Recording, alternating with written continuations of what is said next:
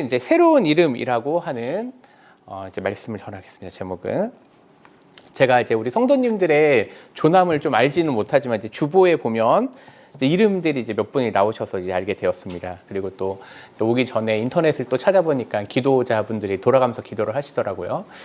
네, 보니까 우리가 지금 갖고 있는 이름을 보면은 좀 남들한테 말하기에 부끄럽지는 않은 이름이에요. 이게 좀 표현이 좀 그렇지만 부끄럽다는 표현이 제가 한번 찾아봤습니다. 어떤 분은 이름이 정필동 씨가 있어요. 필통. 이름이 필통이에요. 그 다음에 최왈왈 씨, 선풍기 씨. 네, 그리고 이거 사실 좀 이름이 심한 이름이 있어요. 근데 여기 들어간 이름도 되게 많아요. 네, 이름 뭐 여드름 씨도 있고요. 김골골, 초음파 씨도 있고 실명이요. 이런 이름들을 쓴다는 거는 그러니까 그분들이 얼마나 괴로웠겠어요. 그래서 매년 우리나라에는 이름을 개명 신청하는 분들이 많습니다. 그러니까 이 사람들이 자기가 어떤 이름을 갖고 있느냐에 따라서 이 이름을 기뻐하는 분들도 있고 그 이름을 괴로워하는 분들도 있습니다. 제가 이제 또 신학교를 다닐 때 이제 우리 목사님은 이제 대학원에서 만났고 제가 학부 시절에는 이제 예비역들이 있어요. 그러니까 4년제 대학을 다닐 때 거기에서는 이제 다니면서 예비군들이 있으니까 예비군 훈련을 가거든요. 근데 다 이제 앞으로 목사님들이 될 분들이에요. 근데 그분들이 다 같이 모여 있는데 그때는 하루 모여서 뭘 하냐면 남자분들이 다 예비군으로 있는 거예요. 예비군이죠. 다 교회 가면 다 전도사님들이고, 근데 그 예비군 훈련장에서는 똑같아요. 전도사님들이 아니에요. 다 예비군이니까 자기네들이 예비군이라고 생각하니까 다른 예비군들처럼 뭐 이런 표현은 좀 그렇지만 껄렁껄렁해져요. 너무 특이하죠. 그러니까 어떤 이름을 갖고 있느냐가 결국은 그 사람의 정체성, 그 사람의 모습을 나타내는 겁니다.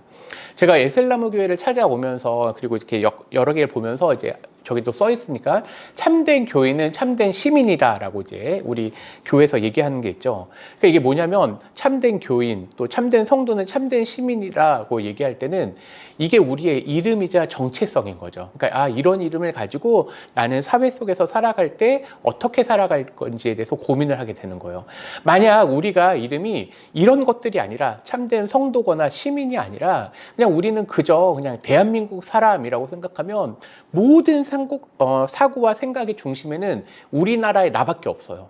그런데 우리는 그렇게 생각하지 않고 이따 우리가 본문에서도 좀 더 보겠지만 하나님 나라의 성도요 백성이고 시민이라고 하는 이 자신감 때문에 어느 곳에 가든지 간에 우리는 누가 보든 안 보든 내가 이렇게 살아가야 되겠다라고 생각하게 된다는 거죠.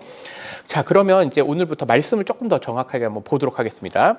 말씀은 창세기 17장 4절 5절입니다. 네, 제가 말씀 읽겠습니다. 보라, 내 언약이 너와 함께 있으니 너는 여러 민족의 아버지가 될지라. 이제 후로는 내 이름을 아브람이라 하지 아니하고 아브라함이라 하리니 이는 내가 너를 여러 민족의 아버지가 되게 함이니라고 되어 있습니다. 아브람은 이름의 뜻이 이제 제가 다 써놨지만 존귀한 아버지예요. 이름은 좋은 이름이에요. 아브람이라고 하는 이름 자체는 좋은 이름이에요. 근데 이 이름의 핵심은 뭐예요? 우리 집에서만 존귀한 아버지예요. 그래서 아브람은 이때까지 어떤 삶의 가운데 있어서 우리 가족이, 그러니까 나만의 가족을 위해서 살아간 거죠. 근데 하나님께서는 아브람을 부르신 데는 목적이 있습니다. 왜냐하면 아브람아, 너는 너의 가족만을 위해서 사는 게 아니라 아브람 뜻이 뭐죠? 열국의 아버지, 즉 너는 만 백성을 섬겨야 될 사람이다라고 하는 부름이에요. 그러니까 우리가 가족에 대해서 생각을 할 때 우리가 분명 이제 보니까 이제 성도님들 보면은 이제 성이 같은 분들이 있으니까 아마 가족이시겠죠.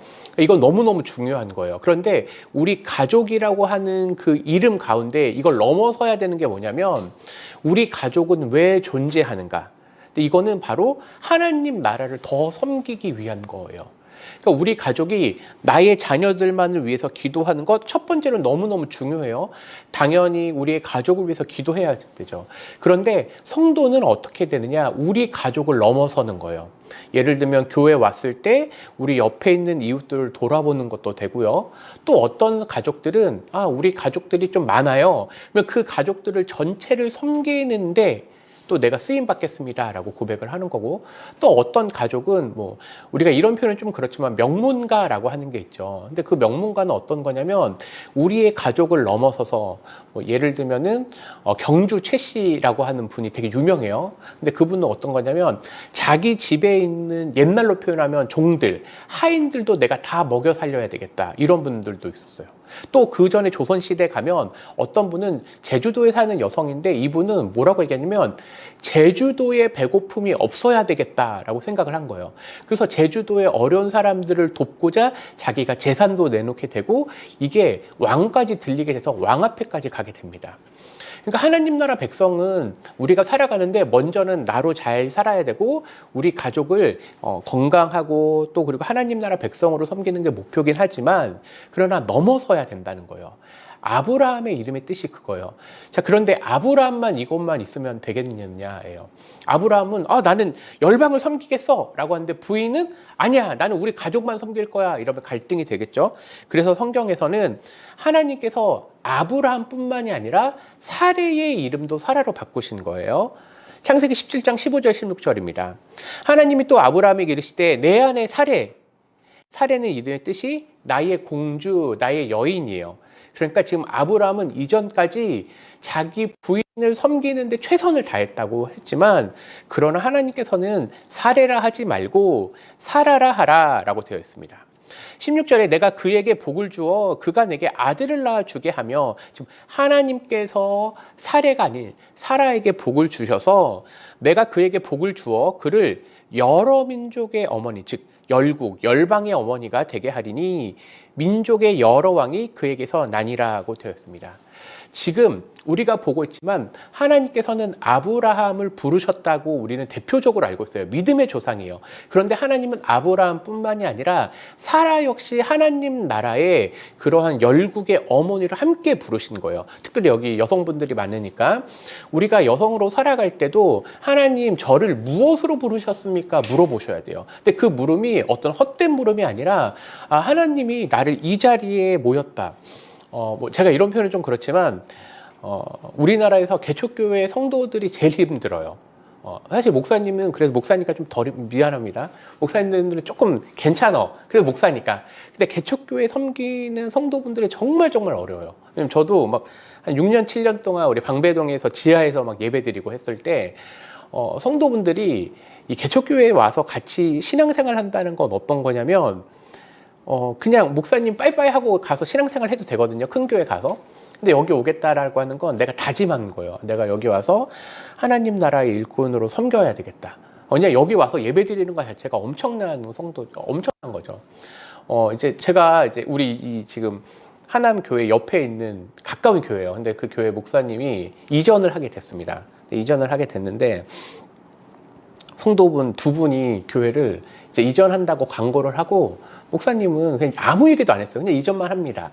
그리고 아무 얘기 안 하고 있었는데 두 분이 어느 날 교회를 떠나겠다는 거예요. 그래서 왜 떠나느냐라고 하니까 헌금 내라고 할까봐 떠난다고 얘기하는 거예요. 그러니까 실제로 이제 재정을 많이 담당하는데 목사님이 그런 부담 안 주려고 교회에는 재정 얘기를 하나도 안 했어요. 그런데도 불구하고 그런데 너무 이해가 되는 거예요. 개척교회를 섬긴다는 건 원래 그런 어려움이 있으니까. 하나님께서 아브라함과 사라를 부르셨을 때는 단순하게 그 우르에서 그냥 너희만 먹고 잘 살아라가 아니라 우르에서 하란으로 부르시고 하란에서 가나안으로 보낼 때 이 가나안은 어떤 곳일까요? 우리가 처음에 봤지만 처음에 살던 그 우르는요, 오늘날로 따지면 강남이고 뉴욕 같은데요. 뉴욕이라고 하는 게 훨씬 더 좋죠. 근데 그런 데 있다가 하나님께서 조금 이제 서울로 보내신 거예요. 그게 이제 하란인 거죠. 근데 하나님이 서울로 보내시다가 이제 어디로 보내시는 거예요? 사라랑 아브라함을 야, 너 저 강원도 산골로 가. 이게 가나안이었어요. 가나안은 사실 중심지가 아니었기 때문에 가장 그 당시에는 이제 우르 라고 하는 거는 이 메소포타미아 문명의 중앙이었고 또 하나는 이집트가 있었죠. 근데 거기가 아닌 그 되게 애매한 곳에 부르신 거예요. 근데 그곳에 왜 부르셨느냐? 하나님이 하나님 나라의 백성을 만들어 가려고 사람들에게 영향을 받지 못한 곳.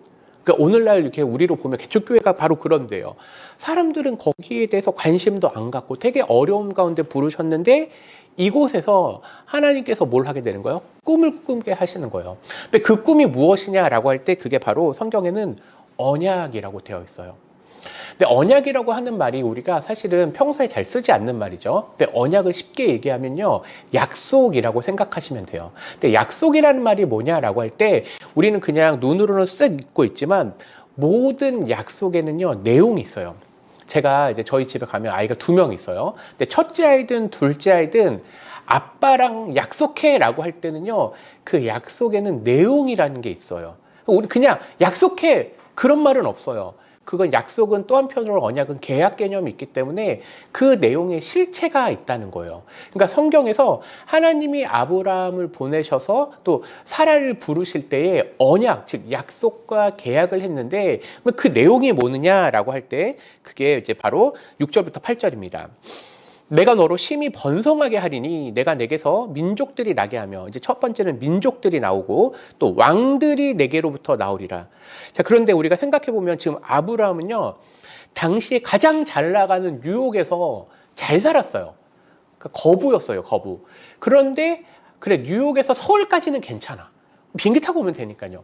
근데 하나님이 거기서 또 어디로 보내신 거예요? 저기 산골로 보내시는 거예요. 근데 산골로 보내셨는데 그 내용이 뭐냐?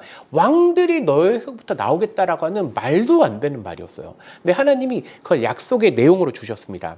그래서 7절에 내가 내 언약을 너와 및 내 대대 후손, 여기서 말하는 후손은 이 히브리어를 보면 씨라는 뜻이에요. 후손은 씨거든요. 사이에 세워서 영원한 언약을 삼고, 하나님께서 지금 아브라함과 약속을 했는데 그 내용이 있어요.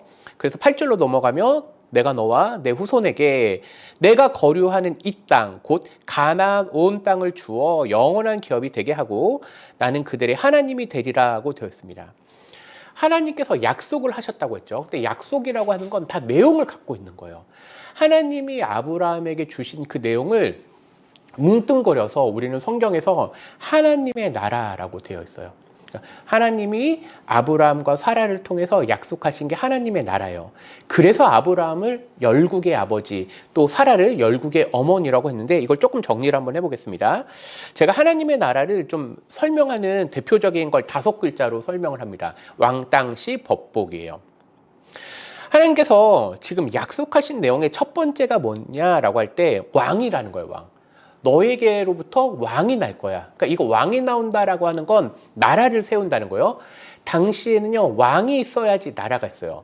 나라가 먼저 있지 않아요. 왕이 있어야지 나라가 있어요. 그러니까 지금은 좀 다르죠. 지금 이제 시민, 국민이 훨씬 더 중요하지만 옛날 사고방식으로 가면 왕이 있어야지 나라가 있어요. 그래서 하나님께서는 앞에서 뭐라고 됐어요? 왕들이 내게로부터 나온다라고 하는 거예요. 그러니까 이 말은 자체가 하나님의 나라를 만들어 갈 거야. 그래서 아브라함의 후손에서 누가 나오는 거예요? 이제 이스라엘 왕들이 나오고 그 이스라엘의 왕들 가운데 특별히 누가 나오신 거예요? 예수님이 나오는 것. 그래서 우리가 이제 찾아보진 않았지만 마태복음 1장은 아브라함과 다윗의 후손이라고 되어 있죠. 그거는 왕의 족보를 얘기하는 거예요. 마태복음은. 그래서 하나님께서는 아브라함이라고 하는 왕조의 시작, 그리고 가장 뛰어난 왕 다윗, 그리고 그의 후손 예수 그리스도의 세계라고 하는 건 하나님의 나라가 완성되었음을 보여주는 표현이 그게 1장 1절이에요. 그러니까 왕이 나오는 거죠, 첫 번째. 그런데 이 말에 숨겨진 게 뭐냐? 하나님께서는 왕을 주시겠다라고 하는 말 가운데 숨겨져 있는 게 뭐냐면 하나님이 왕이 되시겠다는 거예요. 근데 그거를 하나님이 왕이 되신데 내가 왕이야 라고 말할 필요가 없어요. 왜냐하면 하나님은 원래 왕이시기 때문에. 그런데 하나님이 왕을 만들어 주실 수 있는 능력이 있기 때문에 왕을 너에게 주겠다는 표현이고요. 두 번째는 땅이라고 하는 걸 주셨습니다. 그래서 우리가 앞에서 보았지만 8절에 보면은 이 땅, 곧 가나안 온 땅을 주어 영원한 기업이 되게 하겠다. 그러니까 영원히 이게 너희 땅이야. 네. 그래서 하나님께서는 아브라함에게 약속한 게 온 땅이에요. 창세기 이제 마지막에 보면은 요셉이 나오죠. 요셉이 죽기는 이집트에서 죽었습니다. 근데 이집트에서 죽었지만 그의 꿈은 뭐예요? 자기의 해골을 가지고 가나안 땅에 가는 것이에요. 지금도 유대인들은 그래서 이 자기가 약속의 땅이라고 생각하는 게 너무너무 중요한 거예요. 그러니까 그들은 땅에 대해서 엄청나게 집착하는데 그 집착의 이면은 뭐냐면 하나님이 이 땅을 주셨다라고 하는 거예요. 그럼 우리는 어떤 걸까요? 우리에게 적용을 하면요. 우리에게 이 땅이라고 하는 건 이제 물리적인 땅을 넘어서요. 근데 그게 뭐예요? 우리들에게는 약속한 땅이 있는데 그 땅이 바로 천국이라고 생각을 하시면 돼요. 근데 천국이라고 하는 개념 자체가 우리로 한자를 풀이하면 하나님의 나라. 그래서 우리가 우리는 영원한 천국 시민이라고 하는 걸 미리 지금부터 살아가는 거예요. 그래서 하나님이 약속하신 건 그 두 번째다. 그리고 C라고 하는 건 후손. 자녀들을 주겠다라고 하는 거예요.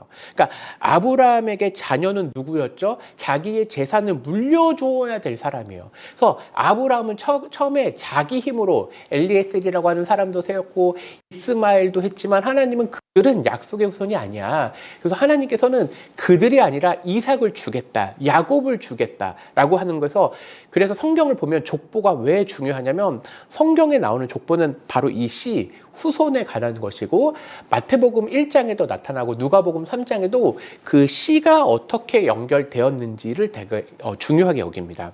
그럼 우리들에게 적용해 보면 어떤 거죠? 우리도 하나님 나라 백성 그 씨라는 거예요. 근데 이 씨를 완성시키는 분이 누구냐라고 할 때 우리의 형제 되시는 예수님. 예수님은요, 히브리서에 보면은 우리의 첫 번째 맞이라고 되어 있어요. 그리고 우리를 형제로 부르시기에 부끄럽지 아니한다. 라는 표현이 뭐냐면, 첫째가 천국 가서 왕이 됐기 때문에 우리도 역시 뭐예요? 우리도 천국에서 하나님의 보좌 옆, 예수님이 우리의 첫째이기 때문에 우리도 그 옆에 앉는다라는 표현이에요. 그러니까 우리는 천국이 나의 것. 근데 단순하게 천국이 나의 것을 넘어서서 이 가리키고 있는 천국의 소유권도 누구에게 주시겠다는 거예요? 우리에게 주시겠다. 그래서 예수님이 우리를 형제로 부르는 걸 부끄러워하지 않는다는 거죠. 법이라고 하는 건 뭐죠? 하나님의 말씀이에요. 하나님의 약속이에요. 이걸 잘 지키는 게 법이에요. 그러니까 모든 성도들은 세상의 말도 당연히 듣긴 하지만 그것보다 더 큰 개념인 예를 들면 이거죠. 우리가 우리나라에서 살아갈 땐 우리나라 법을 안 어기면 돼요. 그런데 우리나라 법과 미국 법은 다르죠. 그러니까 이 세상에 살아갈 때는 우리가 생각하는 수준의 법은 요 정도인데 하나님은 성도들에게 그걸 원하는 게 아니에요. 훨씬 더 높은 법의 수준을 원해요. 우리가 예배 시간에 십계명을 읽잖아요. 이 십계명이 대표적인 하나님 나라의 법이에요. 그러니까 사람들이 보기에는 이런 거 예를 들면 우리가 7계명이 간음이죠. 근데 이제 간통죄가 폐지가 됐습니다. 우리나라는 공식적으로. 그럼 이거는 법을 어기는 게 아니잖아요. 라고 생각할 수 있어요. 근데 그렇지 않죠. 우리는 어떤 법을 가지고 있어요? 하나님 나라의 법을 잘 가지고 있기 때문에 수준이 다르다는 거예요. 자, 그럼 하나님의 나라는 왕땅시 법, 마지막이 복인데 이 복은 어떤 거냐? 하나님 나라 백성들이 잘 지키면 하나님 복을 주세요. 근데 이 복이 뭐냐라고 할 때 8절 가장 마지막에 보면 나는 그들의 하나님이 되리라. 요 표현이에요. 이게 왜 복이죠?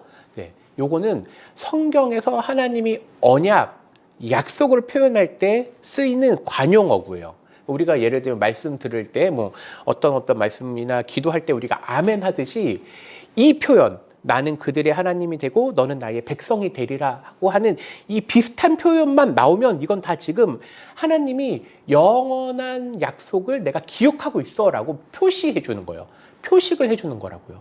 그러니까 하나님이 우리들에게 주는 이 복은 뭐냐면 하나님이 우리와 함께 하는 게 복이에요. 그러면 이렇게 되는 거죠. 아니 목사님, 나는 지금 몸이 아프고 나는 지금 경제적으로 어려운데 이게 왜 복입니까? 라고 할 때 우리가 복의 개념이 이거예요. 돈이 많은 사람이더라도 하나님과 함께하지 않으면 그거는요, 이 시간에 잠깐 누리는 이게 돈이지 영원한 복이 되지 않아요.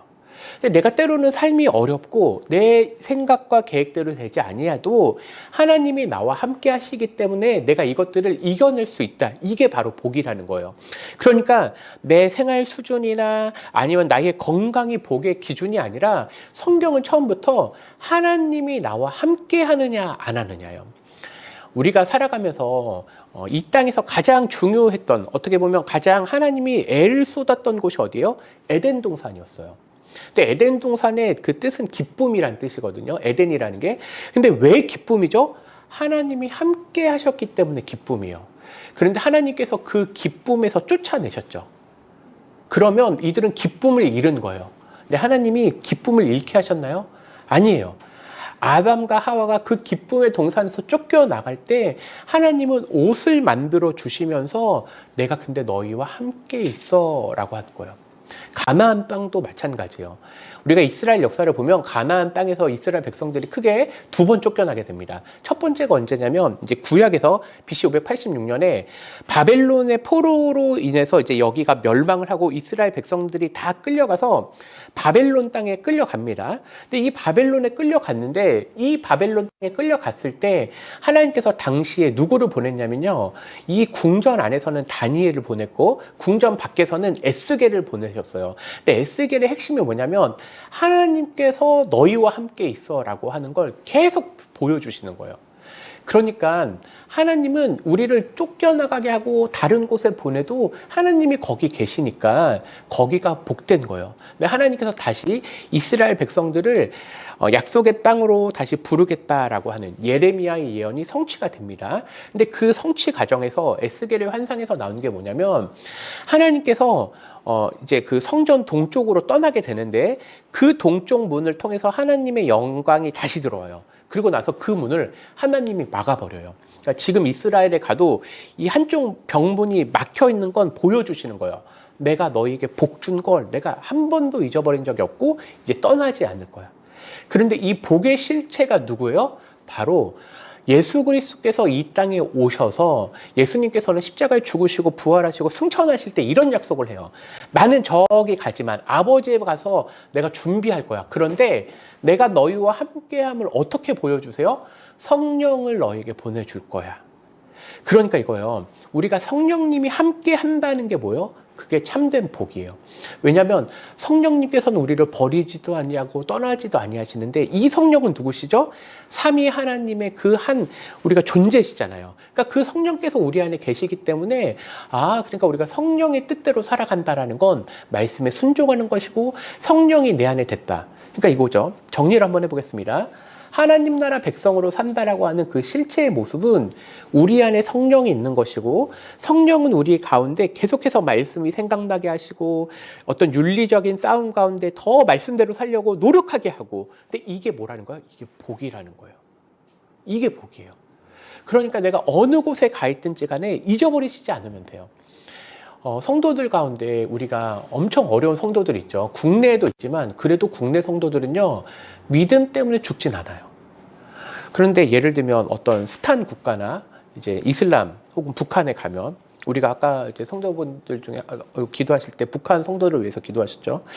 제가 어느 스탄 국가를 갔어요. 근데 그 스탄 국가를 갔는데 이제 이 선교사님이 관리하는 도시 중에 한 곳이었는데 그곳에서 한 성도분이 전도자가 된 거예요. 이 전도자라는 건 명칭 우리로 따지면 전도사님 같은 분이지만 아니에요. 실제로는 교회에서는 뭐 오늘날로 따지면 뭐 권사님 같은 분이요. 그냥 성도 열심히 섬기는 분. 근데 이분이 그 스탄 국가에서 예수님을 믿는다는 이유 하나만으로 엄청 몰매를 맞아요. 여자의 몸으로. 그래서 쫓겨나게 됩니다. 근데 이분이 다시 돌아온 거예요. 근데 마침 저희가 단기 선교를 갔을 때 이분이 돌아와서 함께 기도를 했는데 이거죠. 이분이 너무 이렇게 핍박을 받고 떠났는데 하나님의 복이 뭔지 알거든요. 그러니까 그 핍박받아도 그 땅으로 가게 된 거예요. 그러니까 복이라는 게 뭐냐? 하나님을 왕으로 모시고 영원한 천국이 내 것임을 알고 나는 비록 어렵지만 내가 하나님 나라 백성으로 이시로 살아갈 것이고 그리고 하나님 말씀 지킨 게 엄청 큰 복이라는 걸 아는 것. 그래서 우리가 성도들이 큰 교회에 가든 작은 교회에 가든 한국에 있던 외국에 가든 심지어 혼자 예배를 드려도 그 가운데 성도인 이 한 사람 한 사람이 성령을 모시고 있다면 영원한 복을 이미 받았다는 거예요. 그 복을 우리가 평생을 가지고 누리고 살아가는 거예요. 자, 그럼 이제 설교를 한번 마무리를 해보겠습니다. 하나님께서 우리를 새로운 이름으로 부르셨다는 거예요. 아브라함을 부르시고 사라를 부르시고 이제 우리도 부르신 거죠. 근데 그 부름 가운데 뭐가 있는 거예요? 하나님의 영원한 복이 내 거라는 걸 이제 인식을 한 거예요. 근데 여기에서 끝나지 않아요. 하나님은 새로운 정체성, 즉 성도 시민인 이 참된 교인으로 살아간다는 건 새로운 사명이 있다는 거예요. 하나님께서는 아브라함에게 열방을 품게 하셨죠. 그러면 이제 물어보셔야 돼요. 하나님, 저는 왜 여기에서 이곳에서 하나님 나라의 백성으로 살아갑니까? 우리는 이전에 죄인으로 살아갔는데 예수님의 십자가의 놀라운 은혜로 이제 성도로 그리고 참된 의인으로 부르셨다면 이제 나의 사명은 무엇입니까? 라고 물어보셔야 돼요. 고린도후서 5장에 보면 이렇게 되어 있습니다. 그가 모든 사람을 대신하여 죽으시면 이제 예수님이죠. 다시 살아나신 이를 위하여 살게 하려 함이라. 우리의 삶의 목적이 뭐예요? 다시 살아나신 이 예수 그리스도를 위하여 살게 함이라는 게 우리의 삶의 목적이라는 거예요. 그런데 그 삶의 목적을 표현한 게 17절입니다. 우리 17절 같이 한번 읽겠습니다. 시작. 그런즉 누구든지 그리스도 안에 있으면 새로운 피조물이라. 이전 것은 지나갔으니 보라 새 것이 되었도다. 하나님께서 우리를 부르셔서 새로운 피조물, 새로운 정체성을 주셨다는 거예요. 그러니까 여기 계신 한 분 한 분은 하나님의 복된 백성이자 새로운 피조물, 새로운 정체성을 가지고 살아가는 거예요. 내가 그냥 나 힘도 없어, 그냥 나 교회만 다니는 사람이야가 아니에요. 여기 계시고 이 겉모습이 아니라 앞서 얘기했지만 하나님 나라의 영원한 복을 갖고 살아가는 사람이기 때문에 그 복 때문에 나는 어느 곳에 가든지 어디에 있든지 심지어 내가 직업적으로 좀 하찮아 보여도 그건 이 땅에서의 것이지 우리의 존재 자체는 이미 달라졌다는 거예요. 새로운 피조물이라는 거예요. 이전 것은 지나갔다고 선언하고 있어요. 15절에는 다시 살아나신 그 예수 그리스도를 위해서 살아가는데 이제 그 구체적인 모습이 무엇이냐? 18절에는 우리에게 화목하게 하는 직분을 주셨다는 거예요. 하나님이 우리를 부르셨을 때는요, 새로운 삶을 주셨어요. 이게 뭐냐면 죄의 삶을 끊어내고 그리고 의인으로서 살아가는데 이걸 조금 어려운 표현으로 성화라고 하는 거예요. 참된 의, 즉 칭의를 통하여서 우리에게 새로운 사명을 주시는 게 성화예요. 근데 이 성화를 구체적으로 나타나는 게 구원받은 백성. 그리고 또 하나가 뭐냐면 교회 안에서는 직분제예요. 직분제. 그래서 교회에서 직분이라고 하는 건 완전히 새로운 직분을 가지고 새로운 정체성을 가지고 살아가는 것이고, 마지막에 뭐냐면 이게 우리는 교회 안에서만 살아가는 게 아니잖아요. 교회 밖에서는 어떻게 되죠? 이게 바로 직업이라고 하는 걸 가지고 살아가는 거예요. 예를 들면 내가 가정주부로 살아가는 그 직, 이게 뭐예요? 18절에 직분을 얘기하는 거예요. 이것도 직분이 되는 거예요. 그리고 내가 어떤 뭐 회사를 다니거나 아니면 내가 어떤 사업을 하거나 이 모든 게 화목하게 하는 직분이에요. 그러니까 이렇게 결론을 내립니다. 하나님이 계시고 세상이 있다면 우리 교회는, 나의 직장은, 나의 가정은 화목하게 하는 직분으로 살아가는 것이에요. 근데 그 모습이 무엇이냐? 20절에 사신, 대사가 된다는 거예요. 하나님을 이 땅에 보여주는 교회, 하나님을 이 땅에 보여주는 가정, 하나님을 이 땅에 보여주는 회사, 하나님을 이 땅에 보내주는 사신이 바로 나라는 거예요. 이게 새로운 사명, 새로운 직분을 가지고 살아가는 것이에요. 그러니까 21절에 우리로 하여금 그 안에서 하나님의 의가 된다. 하나님의 의가 된다는 건 내 뜻대로 살아가는 게 아니라 하나님 말씀에 순종하기 때문에 의가 된다는 겁니다. 그래서 자복과 회개라는 개념이 있는데 이 자복은 과거의 삶을 깨달은 거예요. 내가 죄인으로 살아갔구나. 근데 거기서 멈추지 말라는 거예요. 우리가 대부분 거기에서 내가 구원받았어, 기쁨이야가 아니죠. 우리는 우리 교회에서도 보이지만 참된 교회는 참된 시민이다. 이 시민의 이 개념이 뭐예요? 회개하여서라고 하는데 이 회개의 구체적인 모습이 과거로부터 벗어나려고 하는 뜻을 세워서 새로운 생활에 들어가는 거예요. 그러니까 내가 좋은 엄마로, 혹은 좋은 자녀로 내가 참된 시민으로서 살아가는 거, 이게 성화예요. 성화는 구원으로만 한정 지을 수가 없어요. 직분으로 나타나게 되고 내가 회사에서 그리고 내가 만나는 친구들 사이에서 심지어 여러분들 요즘 카톡 많이 하시나요? 그 속에서도 살아가는 모습이 새로운 생활, 성화의 삶인 거예요. 이게 복된 삶이죠. 제가 계속 마지막이라고 얘기했지만 마지막이 아니죠. 왜냐면 이게 결론인데 결론이 원래 제일 중요해요. 앞에는 이제 잊어버리셔도. 그래서 에베소서 1, 2장은 바울이 쓴 편지인데 바울이 우리들에게 너희가 새로운 정체성을 살아가는 좀 모습을 구체적으로 보여줬기 때문에 제가 요거를 마지막으로 이제 진짜 마지막이죠. 네. 너희는 그 앞에서 거룩하고 흠이 없게 하시려고. 이게 바로 성화의 결과물이잖아요. 우리를 예정하사. 우리를 새로운 시민으로 참된 성도로 살아가는 건 지금 결정된 게 아니라 예정. 세상이 시작되기 이미 예전에 예정하셔서 우리를 이제 부르신 거예요. 그래서 7절 그 은혜의 지극히 풍성함을 오는 여러 세대에 나타내려 하심이라. 그러니까 우리는 복음도 전하고 자녀도 낳게 되고 그리고 내가 누구를 위해서 기도하기도 하고 이게 다 복된 삶이에요. 성화의 삶이에요. 너희는 그 은혜에 의하여 믿음으로 말미암아 구원을 받았으니 이것은 너에게서 난 것이 아니요 하나님의 선물이라.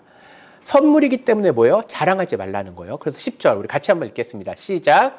우리는 그가 만드신 바라 그리스도 예수 안에서 선한 일을 위하여 지으심을 받은 자니 이 일은 하나님이 전에 예비하사 우리로 그 가운데 행하게 하려 하심이니라. 왜 안 잘랐죠? 네.